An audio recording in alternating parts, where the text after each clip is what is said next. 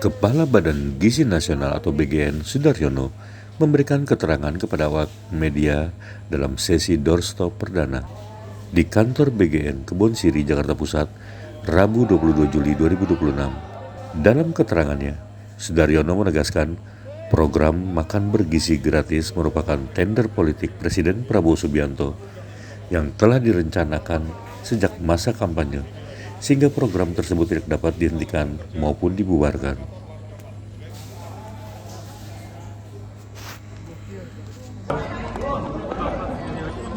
Baik, Assalamualaikum warahmatullahi wabarakatuh. Saya mengucapkan terima kasih atas atensi dan perhatian dari Anda semua, awak media. Ya, saya dapat laporan tadi ada yang menunggu dari siang jam 1 ke sini, ya minta maaf barangkali baru bisa tiba di jam berapa tadi, jam 5 ya. Kemudian kita paling tidak kita keluarwun, kita konsolidasi sedikit dengan tim di atas di lantai 9, kita rapat. Selain perkenalan juga saya mendengarkan, mereka mendengarkan, atau Bapak tim ini mendengarkan pandangan-pandangan dan juga sikap saya.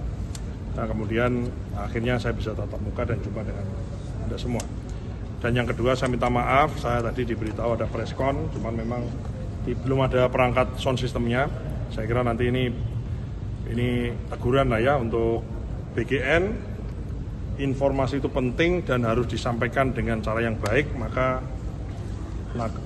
alat itu juga harus dalam keadaan baik ya. Jadi saya minta nanti dari tim internal nanti saya akan sampaikan ke Bu Lili, Bu Sestama untuk menyediakan tempat supaya kita bisa berkomunikasi dengan baik.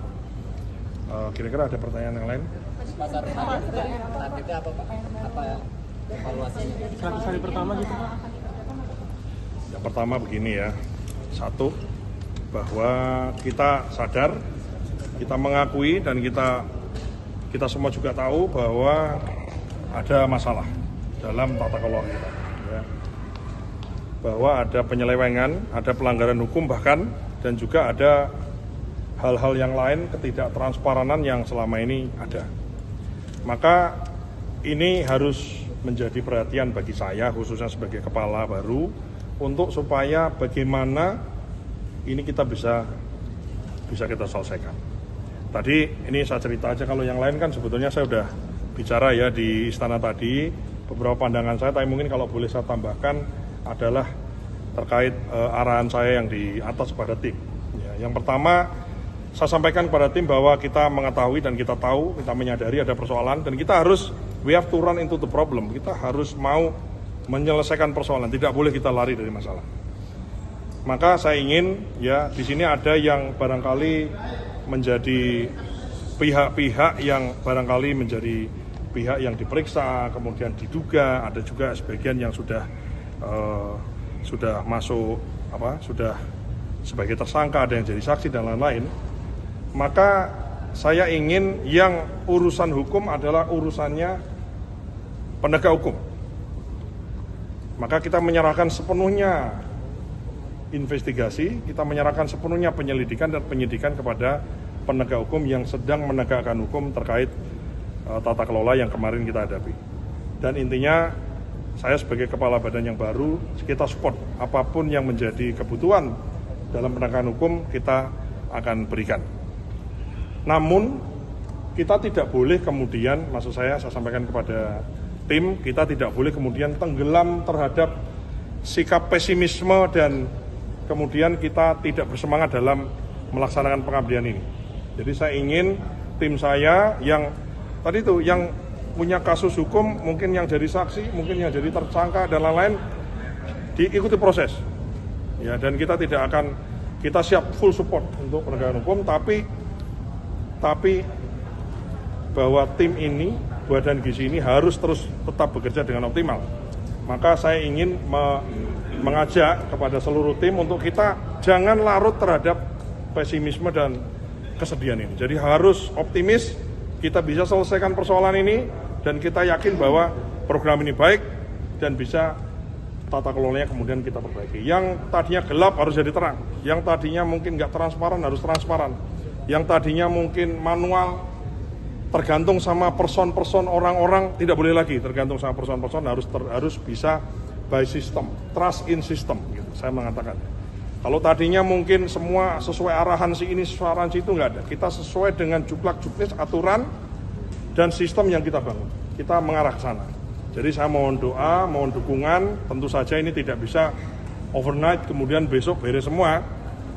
Dan tentu saja saya khususnya bersama dengan tim semua siap mendengar masukan, siap mendengarkan satu informasi, input dari manapun, dari siapapun, termasuk dari awak media. Kalau ada misalnya dapur kok nggak benar misalnya, segera laporkan, kita langsung investigasi. Kita ingin menegakkan yang benar, kita tegakkan. Yang baik juga harus kita, jangan sampai 1-2 salah kemudian dianggap yang lain juga keliru gitu. Saya ingin menyemangati tim saya, tidak boleh larut terhadap kesedihan, dan kita siap untuk menyelesaikan persoalan. Dan saya tentu saja mendengarkan sekali lagi inputan masukan dari semua stakeholder, semua, ya, dari mulai internal kita, dari mulai mitra, dari mulai siapapun itu, untuk supaya tata kelola ini bisa terlaksana dengan baik. Kalau misalnya ada yang atas nama kritik kemudian kritiknya sama dengan misalnya hentikan atau bubarkan MBG, bubarkan BGN, saya kira itu bukan kritik, bukan ranah kami untuk hentikan atau membubarkan BGN. Ya, makan bergizi adalah tender politiknya Presiden Prabowo. Direncanakan jauh-jauh hari, disampaikan di momen kampanye, dan kemudian beliau terpilih jadi presiden. Sehingga yang kita lakukan fokusnya adalah perbaikan tata kelola, menyediakan gizi yang baik dan aman bagi anak-anak kita, bagi ibu hamil, menyusui, dan lansia, dan memberikan efek positif terhadap perekonomian khususnya berada di desa-desa. Ini adalah program dari rakyat dan akan diberikan kepada rakyat. Ya. Sekali lagi kami mendengarkan. I'm listening. We are listening. Pak, kasus keracunan dan penipuan di SPG Pak sudah ada strategi. Oh ini ya nanti kita ya sudah ada beberapa. Saya sedikit banyak kan ngerti ya, karena di awal-awal dulu waktu membahas MBG saya juga bagian dari orang yang terlibat. Kemudian saya sebagai Wakil Menteri Pertanian juga kita sedikit banyak bersinggungan karena memang terkait rantai pasok dan lain-lain, dan di situ banyak juga masukan-masukan, keluhan-keluhan, dan saya mendengarkan itu. Selain itu saya juga adalah orang politik, saya adalah Ketua Gerindra Jawa Tengah, ya tentu saja kader-kader itu juga lapor, ini begini Mas Dar, ini begini Mas Dar, ya tentu saja ini semua. Jadi tapi semua informasi itu ada di yang sudah saya catat, tinggal nanti kita elaborasi dengan internal dan juga kita menerima masukan dari eksternal. Jadi percayalah bahwa saya nyatakan di sini, saya sudah ngomong juga di sana. Saya kalau ada orang yang ngaku-ngaku gitu ya, misalnya ya, ngaku-ngaku saudaranya Mas Dar lah, ngaku keluarga lah, ngaku temen lah, ngaku alumni lah, ngaku siapapun. Kemudian minta atensi lah, minta perlakuan khusus lah, minta duit lah, neken-neken internal kita lah, neken-neken SPPI lah, siapapun itu yang dia melakukan tindak perbuatan yang nggak benar, saya pastikan tidak ada hubungannya. Silahkan dilaporkan saja ke pihak berwajib. Saya nggak akan, siapapun itu saya nggak peduli. Ya. Mas Dar, kerjanya ini kerja pertama tim untuk di internal. Kan tadi ngomong supaya optimisme dengan ada yang di BGN dan yang begini. Apa arahan pertama yang utama yang tadi di internal? Ya kita itu tadi, yang hukum, yang enggak ya kita harus kerjakan. Kan nggak semua gitu.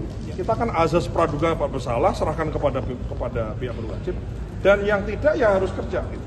Dan saya tadi juga sampaikan, kalau merasa berat ya saya kira saya minta ya mungkin beberapa orang di posisi boleh mengajukan surat, misalnya dia mau kembali ke instansi lain atau dia mau pindah atau apa, saya persilahkan.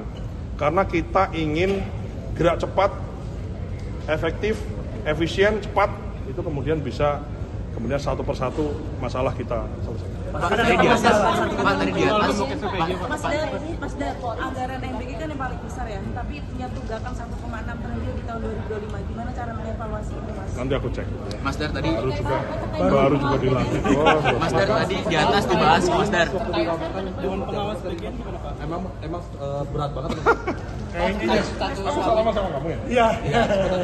Mas Dar, Tapi gini Mas ya, apapun kan gini Mas, ya kita jujur pada diri, saya jujur pada diri saya sendiri ya. Orang itu mendapatkan amal lebih besar tentu saja punya rasa kebahagiaan. Tapi di atas atau di samping kebahagiaan kan di situ ada tanggung jawab besar ya. Jadi ya tentu saja kenapa kok tangannya dingin ya, kita kan bukan mikirin senengnya, tapi kita bukan mikirin jabatannya, bukan mikirin prestisnya, tapi kita mikirin pekerjaannya ya.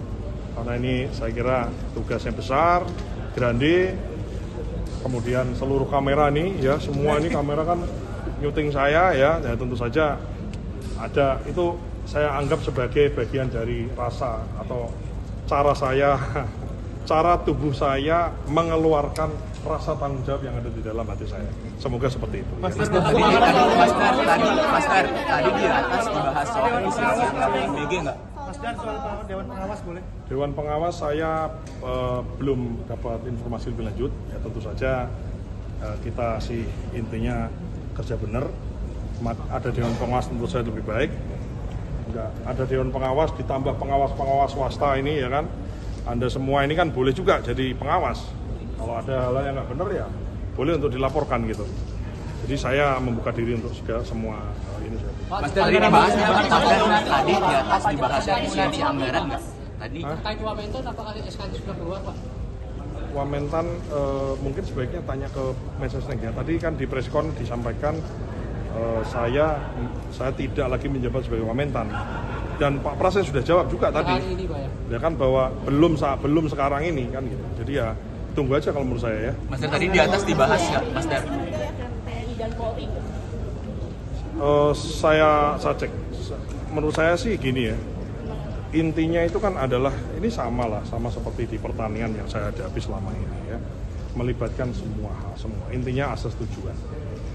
Ya kan, mohon maaf ini aku kalau komentar sedikit tentang pertanian gitu. Oh ini loh, pakai tentara, pakai polisi loh. Bagi pompa ini di musim paceklik kemarau ini itu ada 70.000 pompa itu. Itu kalau kita bagi karena relokasi anggaran tahun 2024 nih khususnya, ya itu pengalaman kami dulu. Itu kami bagi lewat TNI dan Polri. Kenapa? Karena nggak ada anggarannya. Jadi ongkos untuk baginya nggak ada. Nah kemarin ada yang nanya mahasiswa ke saya, ya udah kalau gitu tentara sama polisinya nggak usah bantu deh, udah nanti saya kerahkan mahasiswa nggak pakai gaji, mau nggak mau gitu. Jadi ini intinya gini, saya tidak kemudian ingin berkomentar lebih jauh, tapi intinya adalah semua pihak bagaimana caranya barang ini bisa terlaksana dengan baik. Ya sasarannya jelas, sasarannya itu anak-anak cukup gizi aman, jadi aman dan cukup gizi, dan kemudian berdampak pada ekonomi di lokal. Jangan sampai, tapi dengan memberdayakan UMKM, memberdayakan petani, peternak dan lain-lain dengan satu syarat, semua bahannya itu harus juga benar. Ya kan maksudnya standar keamanannya juga harus benar, karena kan ya kita belajar lah dari faktor keracunan dan lain-lain itu kan, karena memang selain cara ngolahnya kan ada juga ya, dari bahan bakunya yang barangkali itu tadi tidak terstandar atau mungkin bahan bakunya kualitasnya nggak gitu bagus.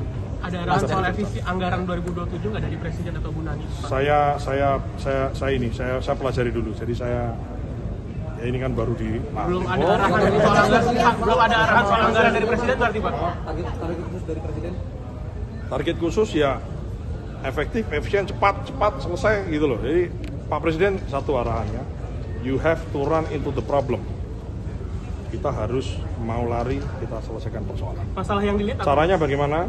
Caranya adalah love your people and use your common sense. Masalah yang dilihat dari BJN sekarang Bapak ini dari organik Kementan biasanya.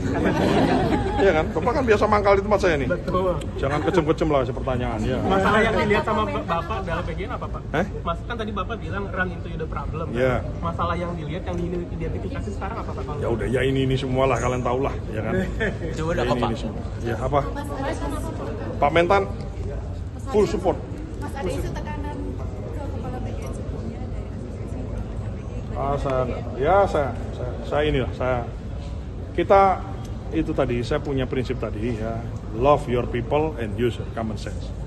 Jadi kita didasari pada hati yang baik, mencintai rakyat, mencintai sesama, mencintai keluarga, mencintai saudara. dan use your common sense. Jadi ya dengan akal sehat ya, kita yang benar, saya kira secara akal kalau benar itu kemudian kita tinggal cek dasar hukumnya, harusnya sih oke lah ya. Tadi saya bilang juga kalau orang itu misalnya, iya kan, orang misalnya bisik-bisik terus rapat-rapat di rahasia empat mata, kemudian ya udahlah, kita terang benderang aja ya. Indonesia cerah, nggak perlu gelap-gelap. Ya, jadi kalau yang gelap-gelap itu biasanya TC gelap ini biasanya ya mencurigakan ya, curigation gitu. Ya. Saya kira itu, terima kasih. Ya, aku minta didukung ya, Saya mohon, saya tahu lah bahwa MBG, BGN, MBG ini tema yang besar, kemudian rame di mana-mana, di media maupun di sosmed. Jadi saya mohon, gimana ya istilahnya itu, saya paham orang itu kemudian gampang sekali membuat sensasi dengan tema MBG, gampang sekali. Kemudian jadi viral, mungkin jadi bangga, tapi maksud saya seviral apapun nggak ada masalah. Tapi saya ingin ya itu kemudian diberitakan atau diposting kebenaran. Kalau ada pelanggaran itu memang ada kebenarannya. Jangan sampai kita kemudian ada hoax, ada fitnah, ya kan, kemudian ada misinterpretasi, jadi sengaja misinterpretasi atau mungkin barangkali mohon maaf kasarannya, jeleknya, sabotase dan lain-lain, please lah. Ya ini kita kerja bareng, kerja semua, dan saya minta semua, saya mohon kepada awak media dan semuanya untuk kemudian secara arif dan benar. Ya, bukan kok saya ini kemudian nggak mau ditunjukkan sesuatu yang jelek, bukan, tapi please lah jangan